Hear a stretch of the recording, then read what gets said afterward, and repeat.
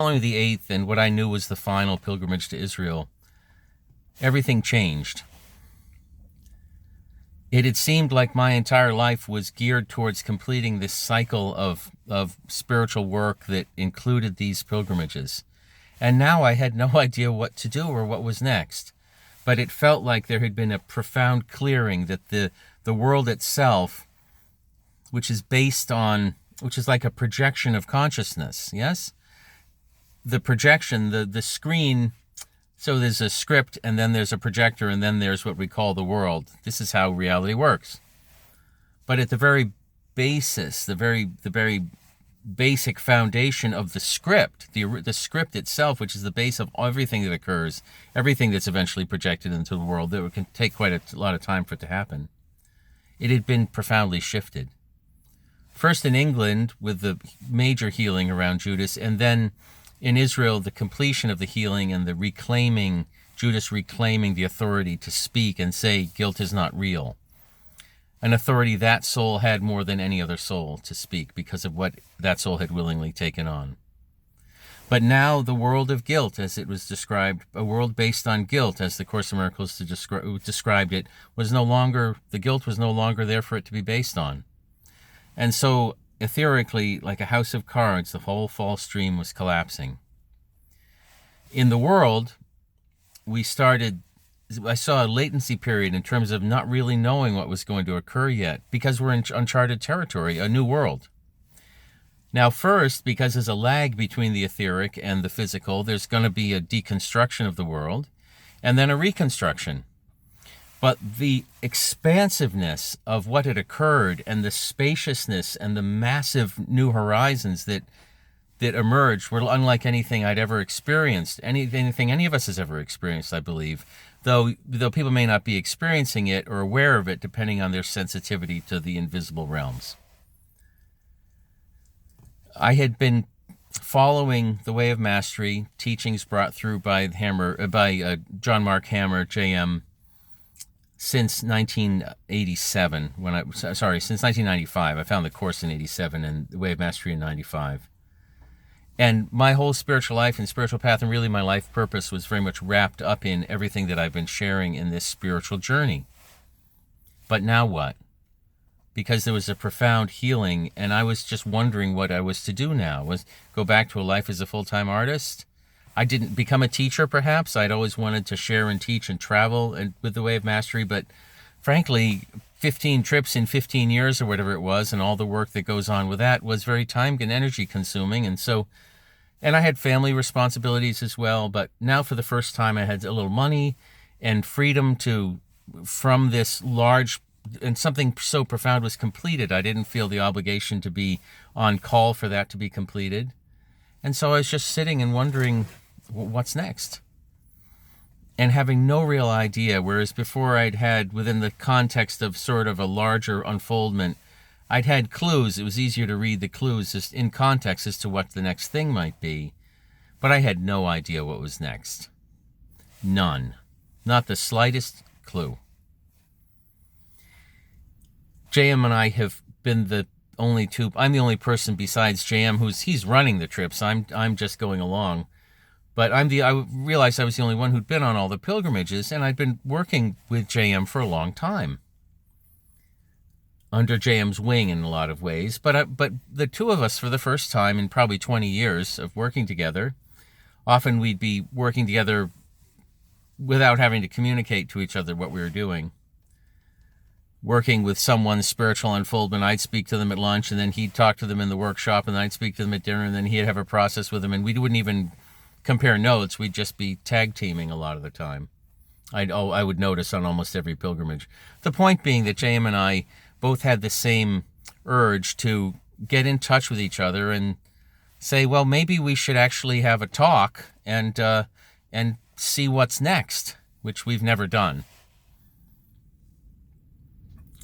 with that sense of not knowing.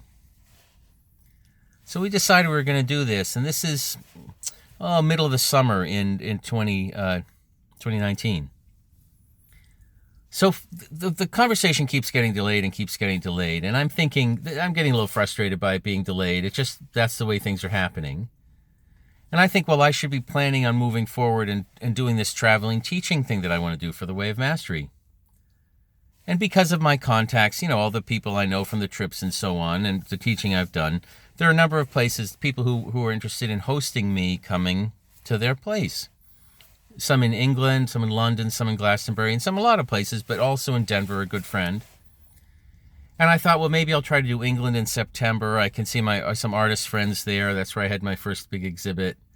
And I went to art school in England. And then maybe Denver in Colorado and out west in October. But for a variety of reasons and just feeling like I needed to get going, I thought I sped up the schedule and thought, well, maybe I'll try to do Denver first at the end of the summer in August, perhaps, and then England later. So that's what I started to do, and I called my friend in Denver.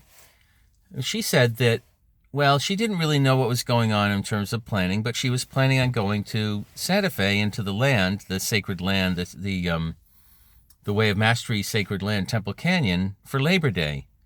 And that hit a chord with me, that she was going to be driving from Denver to Santa Fe, and I felt like I was supposed to be doing that, and I also really wanted to. So I finally got the call in with JM, and I said, JM, what are you thinking? He says, well, I've been in England, and Joshua's been telling me just to stay put, but I think a little bit starting to come together. My plans are congealing, and I think I'll go to Seattle for a little while, and then I think I'm going to go to the land, end of August about, maybe something like that. And I'm like, oh, really? That's a synchronicity, with what I'm thinking about doing. He said, yeah, well, I'm thinking about going through Denver and then driving down. I'm like, that's a real synchronicity. And it was approximately the same days that I was talking about it. The way our relationship, I'll speak for myself, and I think JM would agree, with Joshua has been is that sometimes the subtlest nudges can be the most powerful. And I felt, and I feel JM did too, just very clearly, just a nudge, just like that, on my back here, but extremely powerful, kind of minimalism and massive power because of the minimalism of it. And Joshua was just gently pushing for me to go to Santa Fe. Long story short, I ended up moving to Santa Fe, going back and forth a number of times from Rhode Island, but then getting a 6-month lease in Santa Fe, which is just actually up in the next couple of days. I've been back in Rhode Island for a month because of the coronavirus and never got back to Santa Fe. But I'm curious about what's going on. So I start feeling into it, and why the land, and what's up. And so I start sitting with it back into my old role of following Joshua's clues and what's the purpose of the gathering and the trip. And JM had been guided to have a gathering on the land on Labor Day, because that's when we were all being guided to converge there. So I had memories of JM talking about, and people have talked about this, and here we are into a whole new world, which came up for me a bit in France, but now it's becoming central. This idea that this huge new expansion of energies happened, and yet we're being asked to go to the land. And what would fit both of those things, this massive new energy coming in and a specific purpose for gathering on the land? And I went within and meditated and kept asking this question. There was only one answer that would make sense. And that is that it's time for the lineage to go galactic. It's the only thing that had the scale that made sense. That when I say go galactic, it's more like the lineage has always been galactic, but for it to be revealed and become more grounded, the reality of its galactic nature. Revealed and grounded into our experience on Earth. That means ETs. That means, a whole subject that I've never been comfortable really going towards.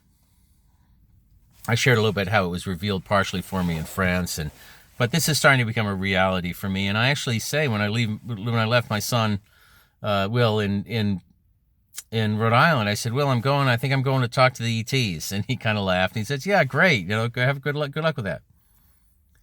So I get to this gathering, and I'm more convinced than ever that what I'm thinking, let's just go with this. Let's say that this is true. I know JM's had encounters like this. I haven't. Some people in the spiritual world are very comfortable. Of course, there are ETs, and some people like me are like, why do we have to go there now? So we go, and I'm at the gathering the day before, the day of, but we're gonna have the gathering later in the afternoon. Everybody's gathering at this house on Temple Canyon, this beautiful, amazing land out near Abiquiu, New Mexico. And there's a little house on a property right next to the land. So I start thinking to myself, well, if our galactic friends, which I like to call them, are going to reveal themselves to us, how's that going to work?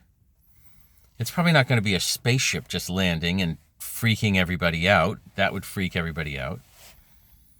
And so I thought, no, it's going to be through someone who's been trained to speak with them.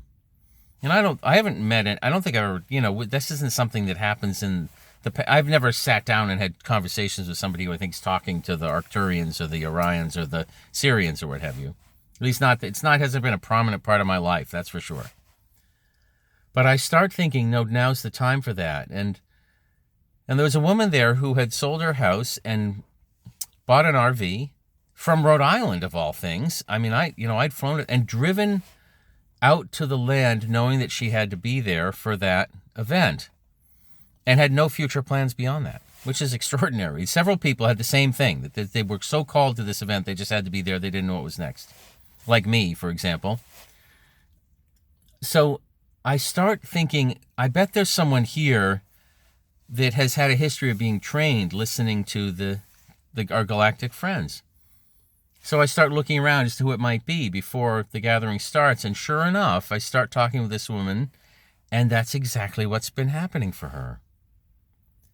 So I'm thinking, wow, this is interesting. So the gathering finally occurs. There are about 30 of us, 33 of us or something like that, sitting outside. And I've been in probably 100 gatherings with JM. He's going to, and he organizes the circle. It's 3 o'clock, everybody. He starts talking. Everybody sit down. We'll start doing breathing or whatever. But he doesn't. He doesn't start. He just keeps talking to the people next to him. I've never seen him do this. And I know that somehow this gal from Rhode Island is supposed to be the person talking. So within about 5 minutes, someone next to me starts out going into a meditation and then starts talking directly to her and says, gets her talking. And JM's not talking. She's the only one now in the group talking. So there's this communion occurring, and she starts talking. She's a little shy about bringing this up, and she says, are we really going to talk about this now? So sure enough, within this amazing, I had no idea how it was going to happen. Spirit just orchestrates it. JM said, oh yeah, I was told not to say anything. Just keep talking with just not to organize it. Just let it be. And sure enough, there's this beautiful communication from those who we're told are from Orion. Not something I'm going to believe easily, except that I've predicted it. And so this beautiful communication comes in. We welcome the beings from Orion. And that's the first part of what will be a couple videos about my experience in Santa Fe in the last 6 months or so. Thanks for listening.